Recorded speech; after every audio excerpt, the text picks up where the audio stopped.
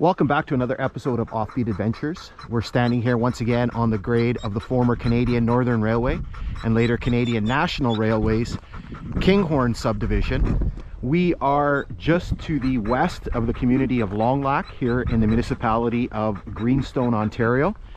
It is a very warm morning. Luna's panting, I'm perspiring. So we're here on the west side of this unnamed road here. I've kind of called it Suckle Lake Road because Suckle Lake is just right over there. And what we're doing is we're picking up from a previous hike that we did a couple days ago, and in that hike we said we would do this the next day, but yesterday morning we got some rain, so we had to hold off on the hike. So here we are 2 days later. And so what we're going to be doing is we're going to be working our way right from this road here, right where we left off on that previous hike. And we are going to be working our way just over 4.5 miles to the next access road, which is known as Kenogamisis Dam Road. So we do have Noah with us again. And he's going to be jumping ahead from milepost to milepost.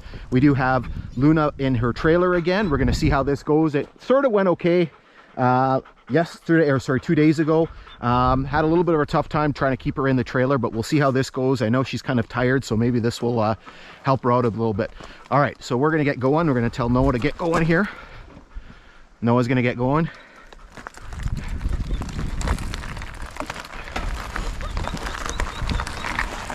All right, so this is kind of a bit of a quieter hike. It's kind of a very interesting sort of area. Kind of upland into swamp to upland to swamp. We're kind of in an upland area right now. So while we have a moment here, what we're going to do is we are going to start with our usual history lesson. And so this line was constructed by Canadian Northern Railway. Here we have our first little thing here. So we do have a culvert. It's a more modern culvert. There's no, the marker is there, but you can't read it. And you can see the damage here. You can see how it's all being undercut and sort of collapsing in. And we're stuck. I found out the other day it's not easy trying to pull a 60-pound dog with this trailer.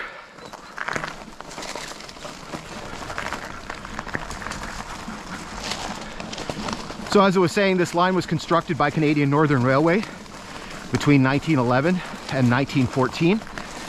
It was going to be one of the final pieces in Canadian Northern's transcontinental ambitions.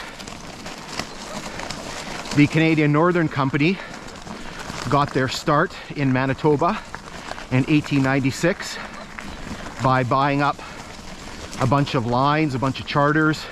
Here we're getting into a little cutting.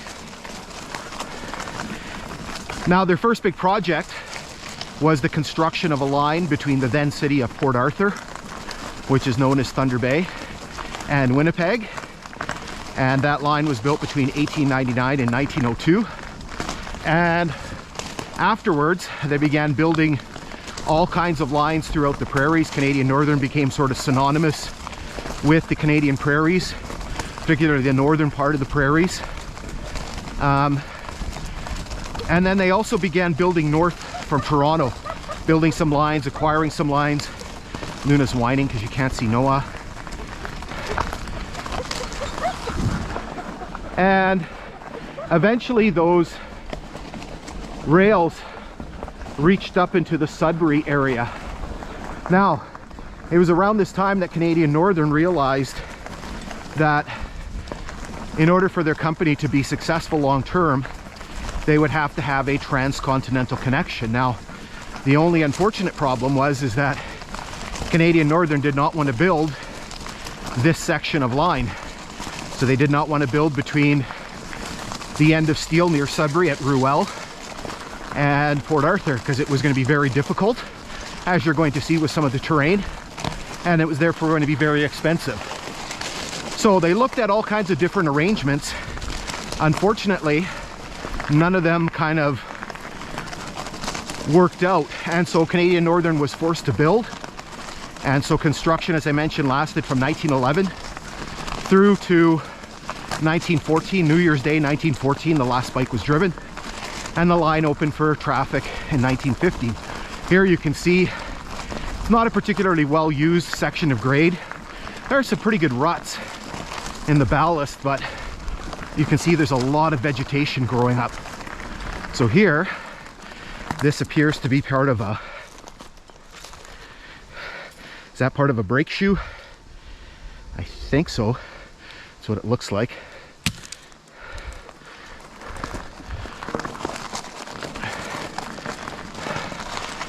So the line opened for traffic in 1915. Now, unfortunately, the Canadian Northern Company, within a couple years, started running into financial difficulties, primarily because of construction costs on sections like this and through the mountains of British Columbia, and as well some of the financial pressures due to World War I.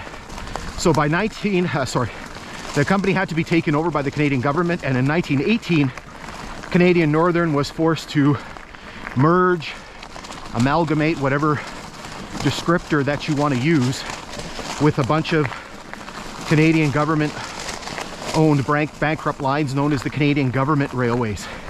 And that merger produced Canadian National Railways. Now, the nationalization process took 5 years because they had to absorb the Grand Trunk lines. Here we're in a bit of an open area and there's a breeze. It is just wonderful. It is very hot. It is over 22 Celsius. It's 10:40 in the morning, and I'm dying already. I was sweating like crazy. Here you can see there's another culvert, and I don't think I got an accurate mileage. I put 4.47.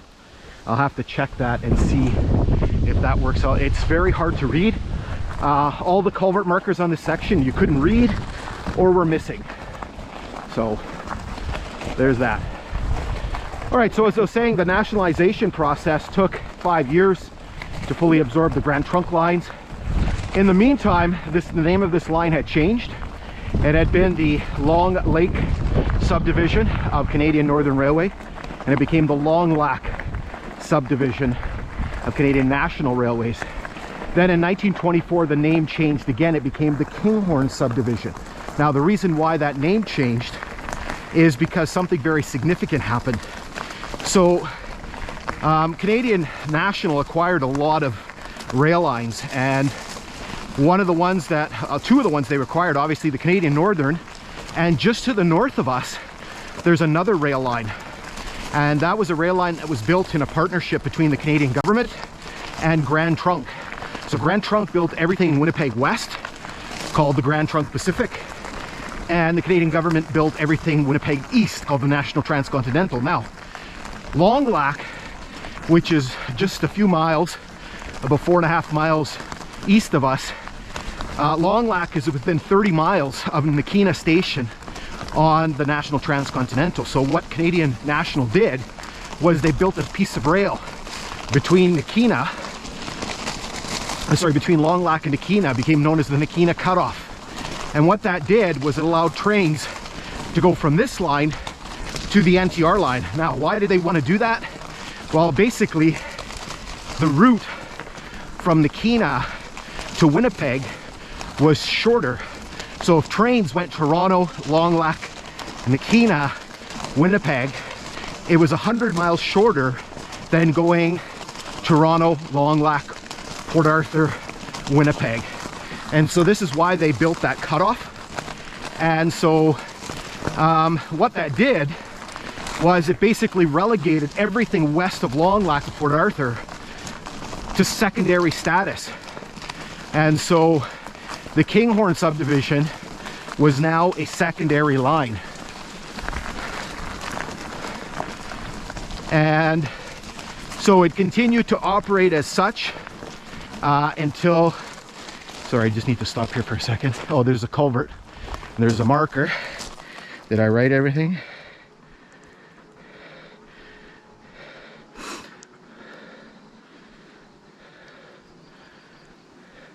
I wrote 4.68 on this one. Again, I don't know if I'm right or not. I'll have to check.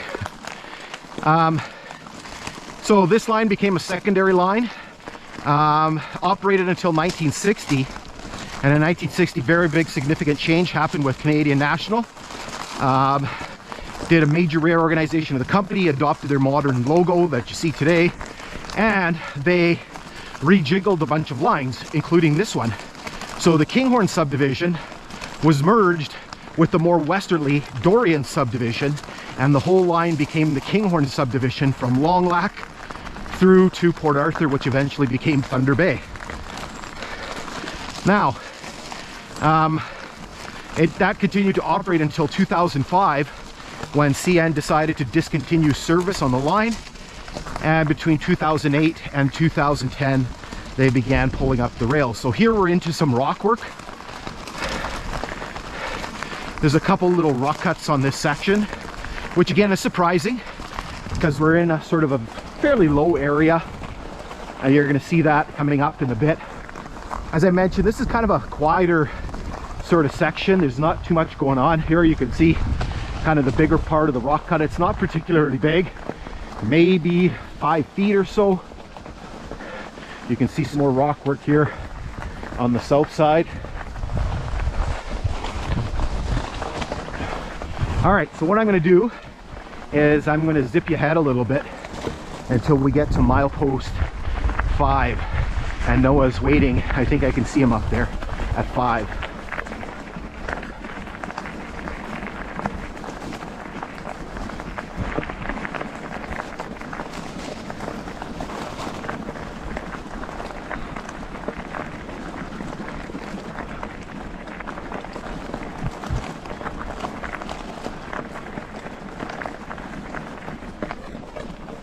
Wait till I get going again. All right, so as I mentioned, kind of a quieter section here, and so one of the few things we have to take a look at is there are some milepost markers. So this is the Milepost 5 marker. Noah's going to zoom ahead to where 6 is, and so here you can see the milepost marker. It was on the ground just in the brush there, and it's kind of very unfortunate because these things are kind of really hit and miss.